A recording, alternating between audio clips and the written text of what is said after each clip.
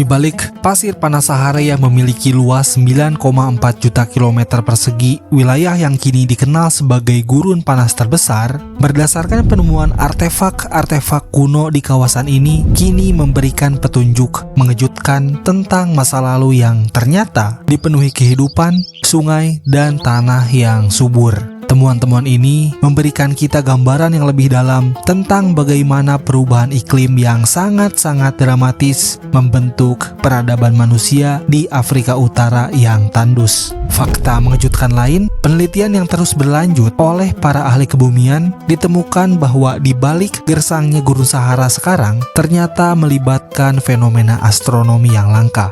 Apakah memang benar Afrika yang kering ini dulunya adalah tanah yang subur? Jika benar, kenapa itu bisa terjadi? Inilah kisah tentang Green Sahara dan misteri besar yang telah lama terkubur oleh panasnya pasir gurun. Kita ngulik bumi di fenomena Green Sahara atau African Humid Period.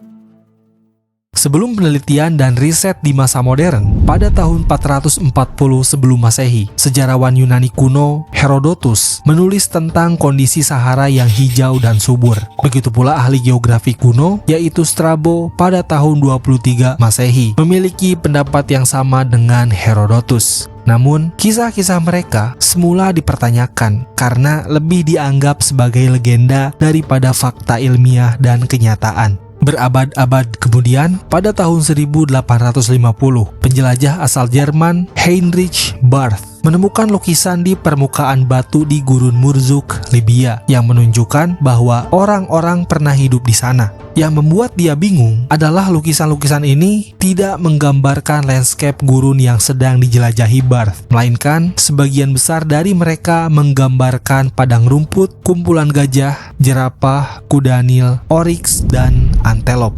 Dari situlah dia mulai mengusulkan kemungkinan adanya perubahan iklim yang membuat Sahara berbeda dengan masa kini karena tempat ini lebih basah dan lembab di masa lalu. Dan temuan ini adalah bukti pertama dari periode lembab Afrika. Penemuan gambar-gambar purba ini terus berlanjut dan mendorong penjelajah Laszlo Almasi untuk memperkenalkan konsep Sahara Hijau atau Green Sahara pada tahun 1930-an. Kemudian, istilah periode lembab Afrika sendiri atau African Humid Period pertama kali diperkenalkan pada tahun 2000 oleh Peter de Menokal dan timnya. Periode lembab Afrika ini menggambarkan rentetan masa basah dan kering yang terjadi di wilayah Afrika Tengah hingga Utara. Namun, karena dampak African Humid Period tidak menyentuh seluruh benua Afrika, beberapa ilmuwan memilih istilah yang lebih spesifik seperti periode lembab Afrika Utara atau Northern African Humid Period.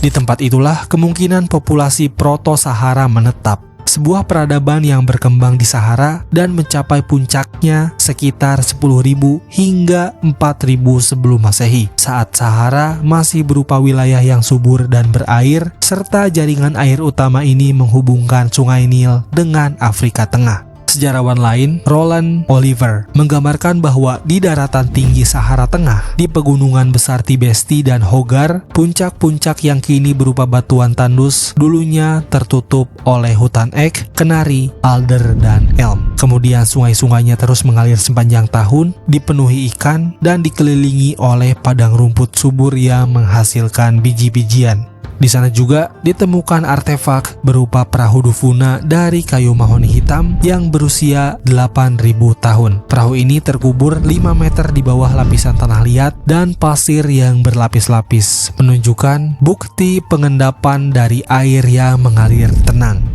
Peter Bruning dari Universitas Frankfurt menggambarkan perahu dufuna dengan mengatakan bahwa haluan dan buritannya dibuat dengan sangat teliti hingga berbentuk runcing. Berdasarkan gaya yang sangat terperinci ini, Bruning menyimpulkan bahwa perahu dufuna kemungkinan bukanlah awal dari tradisi pembuatan perahu, melainkan sudah melalui proses perkembangan yang panjang. Dengan demikian, asal-usul transportasi air di Afrika kemungkinan jauh lebih tua daripada yang selama ini diperkirakan. Seiring dengan berkembangnya peradaban kuno di Afrika, perahu-perahu ini tidak hanya digunakan untuk keperluan sehari-hari, tetapi juga untuk mendukung perdagangan yang berlangsung sepanjang jaringan sungai yang saling terhubung, membentang dari Sungai Nil hingga Samudra Atlantik.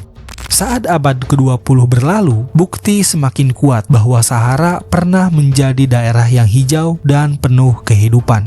Momen sekitar 6.000 tahun sebelum Masehi menjadi fokus perhatian mereka pada saat itu karena dianggap sebagai titik perubahan besar yang dekat dengan periode sekarang. Bahkan dijadikan eksperimen dalam perbandingan permodelan iklim purba lebih jauh ke sebelum 6.000 tahun yang lalu.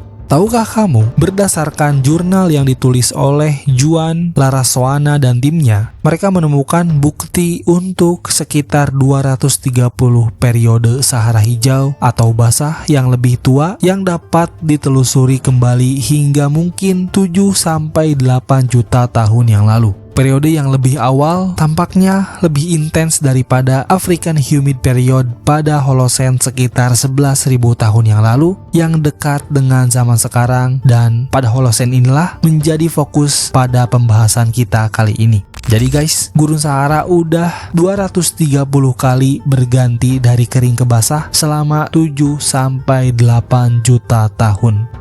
Kenapa ini bisa terjadi? Dalam jurnal yang ditulis oleh Edward Armstrong dan Mika Talavara dari Department of Geoscience and Geography University of Helsinki, Finlandia, beserta timnya yang berjudul North African Humid Periods Over the Past 800 Years, ditemukan bahwa selama 800.000 tahun terakhir, sumbu rotasi bumi perlahan bergeser. Rotasi sumbu bumi ini dipengaruhi oleh interaksi gravitasi dengan bulan dan planet-planet besar lainnya. Interaksi ini menghasilkan perubahan yang teratur namun signifikan dalam orbit bumi, membentuk pola siklus kosmik yang dikenal dengan nama siklus Milankovitch. Siklus ini terdiri dari 3 elemen utama. Yang pertama, perubahan bentuk orbit atau eksentrisitas yang terjadi setiap 100.000 tahun. Yang kedua, ada kemiringan sumbu bumi atau obliquity yang berubah setiap 41.000 tahun. Dan yang terakhir yaitu ada precession atau perubahan orientasi pada sumbu rotasi yang terjadi setiap 21.000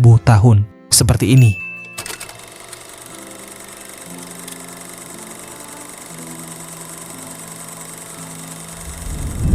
Di antara ketiga siklus tersebut, precession memiliki peran paling penting dalam membentuk pola hujan di Afrika. Precession tidak hanya mempengaruhi lintasan orbit, tetapi juga menentukan musim ketika bumi berada pada titik terdekatnya dengan matahari yang disebut perihelion. Saat ini, ketika bumi berada di titik terdekatnya dengan matahari, musim dingin justru terjadi di belahan bumi utara. Hal ini karena pada saat itu, belahan bumi bagian selatan lebih condong ke arah matahari yang disebut maksimum precession, sehingga bumi bagian selatan menerima lebih banyak energi matahari. Namun, kondisi ini tidak selalu sama. Sekitar 10.000 tahun yang lalu, periode yang paling dekat dengan zaman sekarang, situasinya terbalik. Pada masa itu, ketika bumi berada di perihelion, belahan bumi utaralah yang menghadap lebih dekat dengan matahari yang disebut minima precession. Akibatnya, wilayah tersebut menerima lebih banyak radiasi matahari dibandingkan dengan kondisi sekarang, menciptakan iklim yang sangat berbeda di masa lalu. Sebagai akibatnya, radiasi matahari yang diterima di Afrika Utara pada musim panas saat itu sekitar 7% lebih tinggi dibandingkan sekarang, yang mengakibatkan perubahan besar pada pola iklim dan musim hujan, serta wilayah tersebut semakin panas dan basah. Di sana, kekuatan siklus precession yang berlangsung sekitar 21.000 tahun sekali terlihat jelas sebagai faktor dominan dalam membentuk variabilitas iklim selama periode tersebut. Biasanya, lebih banyak sinar matahari berarti suhu rata-rata akan lebih tinggi dan membuat daerah seperti ini lebih kering dan tandus. Namun, di Afrika Utara, peningkatan radiasi matahari ini justru memicu sesuatu yang akan berdampak besar, yaitu monsun Afrika Barat, yang terjadi akibat perbedaan suhu antara daratan dan lautan, menyebabkan pergeseran udara dalam skala besar. Tanah memiliki kemampuan menyimpan dan melepaskan panas yang lebih rendah dibandingkan air, sehingga tanah memanas lebih cepat daripada lautan di sekitarnya. Hal ini menyebabkan suhu tanah di Afrika Utara menjadi jauh lebih tinggi selama musim panas dibandingkan dengan lautan di sekitarnya. Ketika tanah memanas, udara di atasnya juga menjadi lebih panas, menjadikannya lebih hangat daripada udara di atas lautan yang tetap relatif sejuk. Udara yang lebih panas ini kemudian mengambang sehingga menjadi kurang padat dibandingkan dengan udara di sekitarnya. Akibatnya, udara panas di atas Afrika Utara memiliki kepadatan yang lebih rendah dibandingkan udara di atas Samudra Atlantik. Perbedaan kepadatan ini menciptakan gradien densitas dalam udara. Udara ini cenderung bergerak dari wilayah dengan kepadatan tinggi ke wilayah dengan kepadatan rendah. Proses inilah yang menghasilkan pergerakan udara besar-besaran dari Samudra Atlantik ke Afrika Utara.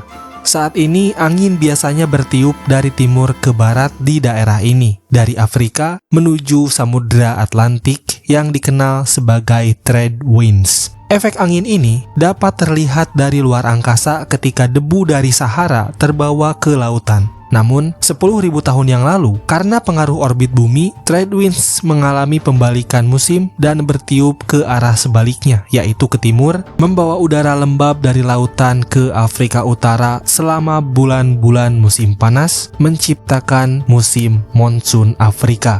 Pada saat memasuki masa minima precession, pemanasan ini juga memperkuat sirkulasi atmosfer, mendorong curah hujan maksimum dan intertropical convergence zone atau zona curah hujan tinggi yang mengelilingi bumi di dekat ekuator untuk bergerak lebih jauh ke utara mengikuti jejak panas yang meningkat.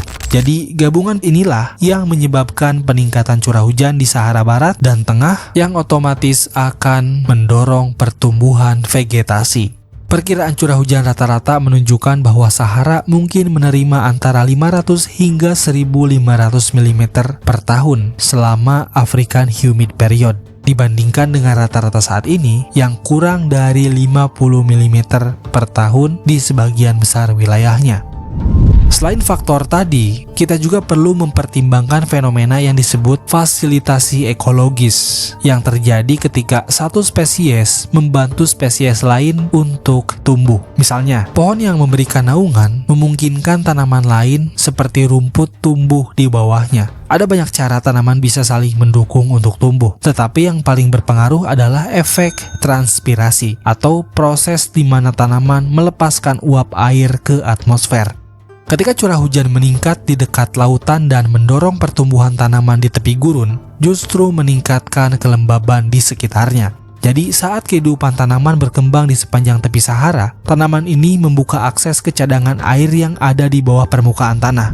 Meskipun tanaman menyerap banyak air, sebagian besar air ini, yaitu sekitar 97-99% dari yang diserap, sebenarnya tidak digunakan oleh tanaman, melainkan dilepaskan atau ditranspirasikan kembali ke atmosfer. Seiring berjalannya waktu, kelembaban ini kemudian menyebar lebih jauh ke dalam Sahara. Hal ini memicu efek domino, di mana tambahan kelembaban memungkinkan pertumbuhan lebih banyak tanaman di pesisir yang kemudian menyebabkan lebih banyak air diambil dari tanah, yang pada gilirannya meningkatkan transpirasi. Proses ini menciptakan lingkaran umpan balik positif.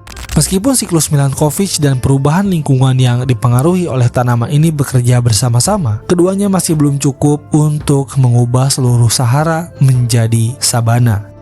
Maka dari itu, yang terakhir, kontributor besar lainnya yaitu topografi.